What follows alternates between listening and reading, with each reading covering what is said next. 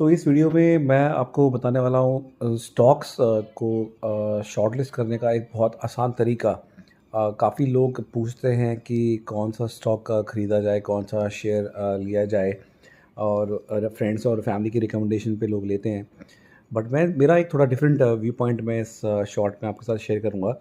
अगर आपने सुना हो ईसॉप्स के बारे में, एम्प्लॉय स्टॉक ओनरशिप प्लान, तो मेनली जो बड़ी कंपनीज़ होती हैं, प्रोडक्ट बेस्ड कंपनीज़ या इन जनरल भी सर्विस बेस्ड कंपनीज़ हैं, बड़ी कंपनीज़ में जो कि हायर पैकेज ऑफ़र होते हैं, जहाँ पे आप सुनते हैं कि 75 लाख का पैकेज है, 1 करोड़ का पैकेज है, तो उसमें एक बहुत मोटा जो कंपोनेंट होता है, वो ईसॉप्स के फॉर्म में होता है। एम्प्लॉयी स्टॉक ऑप्शंस ऑफ़र किए जाते हैं। कंपनी कुछ परसेंट, 20%, 30% या जो भी आपकी डिपेंडिंग ऑन दी स्ट्रक्चर और सैलरी है, वो आपको कंपनी के शेयर के फॉर्म में मिलता है।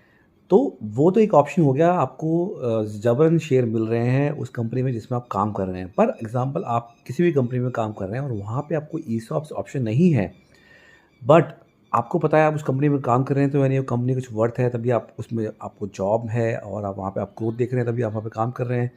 तो एक बड़ा ही सिंपल स्ट्रैटेजी है कि आप जिस कंपनी में काम कर रहे हैं, उसी कंपनी के स्टॉक्स खुद से आप खरीदते रहिए हर महीने या हर कुछ महीनों में, क्वार्टरली एसआईपी के फॉर्म में या बल्क में। वो आपकी अपनी मर्ज़ी होगी, अपनी कन्वीनियंस होगी। तो फॉर एग्ज़ाम्पल, आप किसी भी कंपनी में, एक्स वाई ज़ेड कंपनी में काम करें, तो आप उसका स्टॉक ले सकते हैं हर 6 महीने में एक बार, जिससे आप एवरेज आउट कर सकें उसका प्राइस, और अल्टीमेटली वो आपका एक पोर्टफोलियो ग्रो हो जाएगा। और अगर आप कंपनी चेंज करते हैं, तो मैं तो कहूँगा, अगर आप उस कंपनी में शेयर स्टॉक कर रहे थे, तो उसके बाद आप जिस नई कंपनी में आए हैं, तो आप उसका स्टॉक लेना शुरू कीजिए। और इस तरह से आपका एक अच्छा खासा एक ऑल्टरनेट पोर्टफोलियो, मैं कहूँगा कि ये बन जाएगा। और इससे 2 ऑप्शंस आपको अच्छे मिलेंगे। एक तो आपका एक सेकेंडरी काइंड ऑफ ये सेविंग्स बनेगा, बिकॉज़ ये कोर पोर्टफोलियो का पार्ट नहीं होगा। ये आपका, आप समझिए, आपका सेकेंडरी ईसॉप्स है, या आपका सेल्फ ईसॉप आपने ऑप्ट किया, या आपने खुद जिस कंपनी में काम किया उस कंपनी के शेयर लिए। क्योंकि अल्टीमेटली जिस भी कंपनी में आप काम कर रहे हैं, स्टॉक मार्केट अगर वो कंपनी अच्छी थी, अच्छी होगी, तो आगे इसके स्टॉक्स ऊपर जाएँगे ही जाएँगे। तो मुझे लगता है ये एक बड़ा इसमें, और आपको कोई ज़्यादा फंडामेंटल या टेक्निकल एनालिसिस करने की ज़रूरत नहीं है।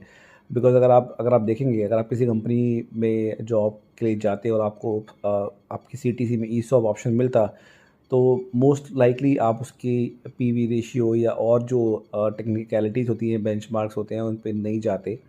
तो एक सिंपल फंडामेंटल एक रूल है कि जिस भी कंपनी में आप जॉब कर रहे हैं, उस कंपनी के शेयर्स आप खुद से लीजिए, अगर आपको ईसॉप्स ऑप्शन में नहीं मिल रहे हैं, और आपका एक अच्छा खासा अल्टरनेटिव्स इन्वेस्टमेंट पोर्टफोलियो बन जाएगा।